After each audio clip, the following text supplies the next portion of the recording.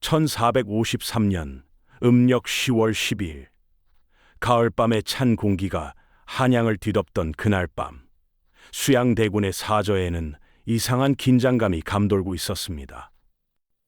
집안에는 수십 명의 무사가 모여 있었고, 밖에서는 누군가 이 사실을 눈치채고 김종서에게 밀고를 한 상황. 거사의 기밀이 새어나간 겁니다. 수양대군은 망설이기 시작했습니다. 이미 들켰다. 지금 나서면 죽는다. 무사들 사이에서도 동요가 일었고 몇몇은 거사를 포기하자고 했습니다. 바로 그때 한 여인이 갑옷을 들고 나타납니다. 그녀는 아무 말 없이 남편의 몸에 갑옷을 입혀주었습니다. 망설이지 마시옵소서. 이 한마디, 이 한 번의 행동이 조선 역사의 물줄기를 완전히 바꿔놓았습니다. 그 여인의 이름은 정희왕후 윤씨. 남편을 왕으로 만든 여인. 조선 최초로 수렴청정을 한 여인.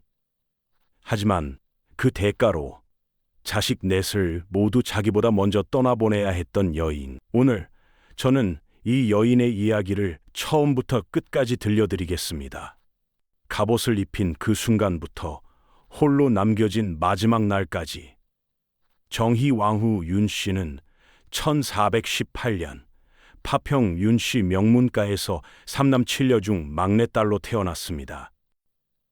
아버지는 판중 추부사를 지낸 윤번, 당대의 실력 있는 관료 집안이었. 정희왕후에게는 유명한 일화가 하나 전해집니다. 세종이 제2 둘째 아들 수양대군의 배필을 고르기 위해 간택을 진행했을 때 원래 간택 대상은 정희왕후의 언니였습니다. 그런데 호기심 많고 기운이 넘치던 어린 동생이 언니를 따라 간택 자리에 함께 끼어들었습니다. 이를 본 궁의 상궁들이 놀랐습니다. 이 아이 기운이 범상치 않다. 결국 언니 대신 동생인 정희왕후가 수양대군의 배필로 낙점됩니다. 1428년 그녀의 나이 겨우 11세, 수양대군은 12세. 아직 소년 소녀에 불과했던 두 사람의 인연이 이렇게 시작되었습니다. 시부모인 세종대왕과 소헌왕후에게 정희왕후는 각별한 며느리였습니다. 당시 맏며느리, 그러니까 세자빈 봉씨는 궁녀와의 동성애 문제와 여러 물의를 일으켜 골칫거리였는데 정희왕후는 정반대였습니다. 하지만 어린 왕의 뒤편에는 야심 넘치는 숙부가 있었습니다. 바로 수양대군. 그는 세종 시절부터 각종 국가 사업에 참여하며 정치적 역량을 키워온 인물이었고, 명나라 사신 접대부터 찬술 사업 감독까지 사실상 왕자들 가운데 가장 강력한 세력을 가지고 있었습니다. 수양대군은 한명회, 권람 같은 책사들을 모으고 홍달손, 양정 같은 무사들을 양성하며 은밀하게 거사를 준비했습니다. 그리고 1453년 음력 10월 10일 드디어 그날이 왔습니다. 새벽 수양대군은 측근들을 불러 모았습니다. 그런데 문제가 생겼습니다. 거사 계획이 사전에 일부 누설된 것입니다. 수양대군의 집에 모인 무사들 사이에서도 동요가 일었고 불가하게 여기는 사람이 많다며 수양대군 스스로도 흔들렸습니다. 이때 한명회가 결정적인 한마디를 합니다. 수양대군은 마침내 활을 들고 일어섰습니다. 말리는 자를 발로 차며 하늘을 가리켜 맹세합니다. 장부가 죽으면 사직을 위해 죽을 뿐이다. 따를 자는 따르고 갈 자는 가라. 그리고 중문을 나서는 순간 단종실록에는 이렇게 기록되어 있습니다. 이 장면을 상상해 보십시오. 남편이 목숨을 건 쿠데타를 일으키려 합니다. 실패하면 삼족이 멸하는 상황입니다. 보통 사람이라면 말렸을 것입니다. 제발 그만두시오. 하지만 정희왕후는 달랐습니다. 갑옷을 미리 준비해두고 있다가 남편이 나서는 순간 직접 입혀준 겁니다. 왕위 찬탈의 정당성이 없었기에 세조는 끊임없이 반발에 시달려야 했습니다. 세조가 왕이 된 직후 사육신 사건이 터집니다.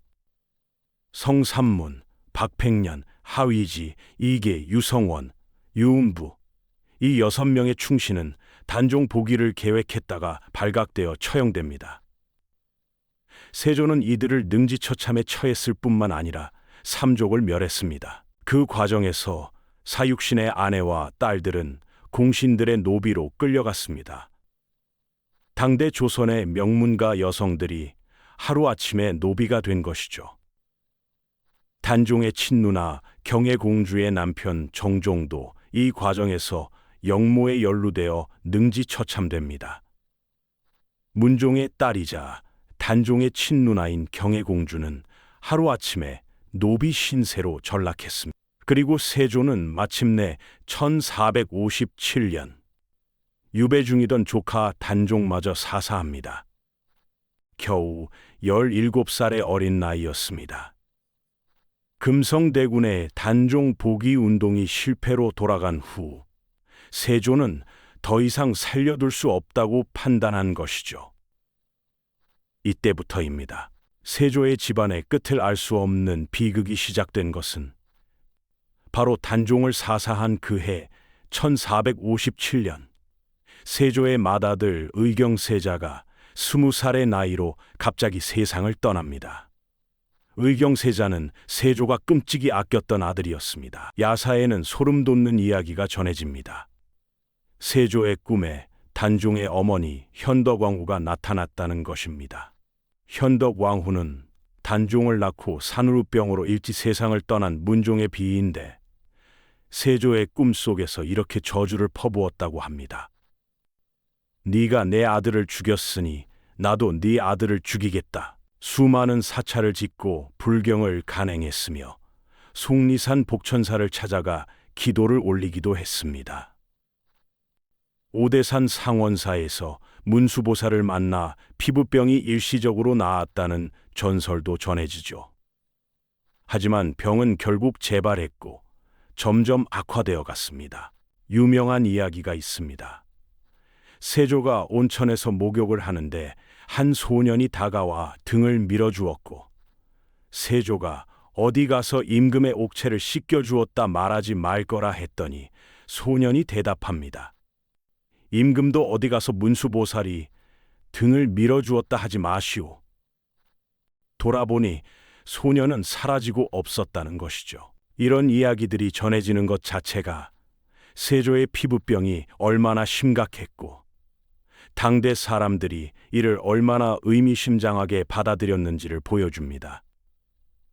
그리고 1468년 음력 9월 세조는 결국 52세의 나이로 세상을 떠납니다. 죽기 하루 전 아들 예종에게 보위를 넘겨주고 상왕으로 물러났지만 다음 날 숨을 거두었습니다. 극심한 피부병과 악몽에 시달린 끝의 죽음이었습니다. 하지만 비극은 여기서 끝이 아니었습니다. 예종, 세조의 둘째이자 마지막 아들. 그가 왕위에 올랐을 때 나이는 19세였습니다. 하지만 예종은 즉위 1년 2개월 만에 갑자기 세상을 떠닙니다. 20살. 공교롭게도 형인 의경세자가 죽었던 것과 같은 나이였습니다. 두 아들이 같은 나이에 죽었다는 사실. 이것을 우연이라고 할 수 있을까요? 당대 사람들은 결코 우연으로 보지 않았습니다. 단종을 죽인 세존의 집안에 내려진 하늘의 형벌이라고 여겼습니다. 그리고 이 모든 것을 지켜봐야 했던 여인이 있었습니다. 남편에게 갑옷을 입혀보내며 이 모든 것의 시작을 함께 열었던 그 여인, 정희왕후. 조선 건국 이래 처음 있는 일이었습니다. 재미있는 것은 그 과정입니다. 신하들이 수렴 청정을 부탁하자 정희왕후는 처음에 거절했습니다. 나보다는 그를 아는 며느리 수빈, 소해왕후, 인수대비 더 낫지 않겠느냐. 정희왕후는 실제로 한글을 잘 모르는 이른바 까막눈이었다는 기록도 있습니다. 하지만 신하들의 끈질긴 요청에 결국 수렴 청정을 받아들입니다. 다만 그 방식은 사극 드라마에서 보는 것과는 많이 달랐습니다. 어린 왕 뒤에 발을 치고 앉아 직접 지시를 내리는 것이 아니라 성종이 신하들과 토론한 내용을 정의왕후에게 보고하면 그녀가 적절한 조언을 해주는 방식이었습니다. 이 7년간의 수렴청정 104,976년 동안 정의왕후는 놀라운 정치력을 발휘합니다. 먼저 손자 성종의 정통성 확보에 힘씁니다.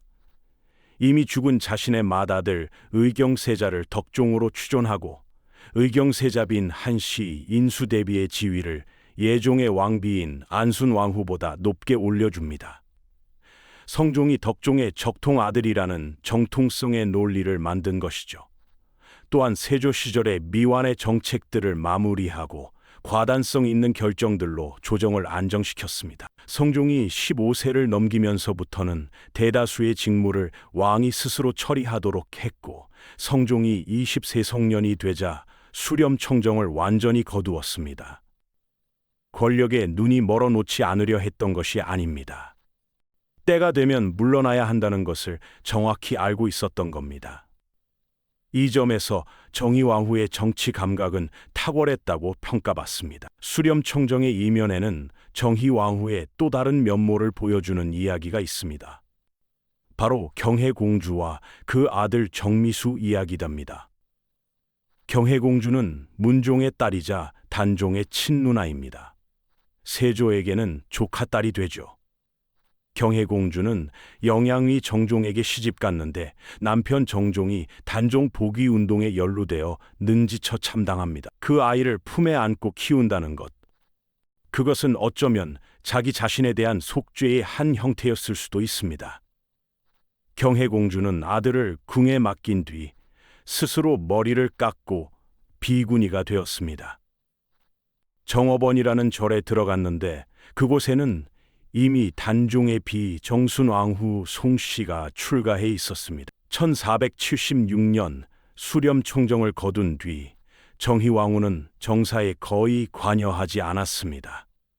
노후를 조용히 보내고자 한 것이죠. 하지만 그녀의 내면은 결코 평온할 수 없었을 것입니다. 돌아보면 정희왕후의 삶은 처절한 상실의 연속이었습니다. 39세에 맏아들 의경세자를 잃었습니다. 겨우 20살의 아들이었죠. 50세에 남편 세조를 잃었습니다. 11살에 만나 평생을 함께한 반려였습니다. 51세에 둘째 아들 예종을 잃었습니다. 역시 20살 형과 같은 나이에 세상을 떠났습니다. 그리고 59세에 딸 의숙공주마저 먼저 떠나보냅니다. 네 자녀를 모두 자기보다 먼저 보냈습니다. 이후 15년을 홀로 살았습니다. 세상에 자식을 앞세우는 것보다 큰 슬픔이 어디 있겠습니까? 그것도 한 명이 아닌 넷 모두를. 정희왕후 윤씨. 11살에 수양대군의 배필이 되어 남편을 왕으로 만들었고 조선 최초의 수렴청정으로 나라를 안정시켰으며 성종이라는 성군의 시대를 여는데 결정적 역할을 한 여인. 하지만 동시에 계유정난의 결정적 순간에 남편의 등을 밀었고 그 결과로 수많은 사람이 죽고 자신의 가족마저 하나둘 무너져 내리는 것을 지켜봐야 했던 여인.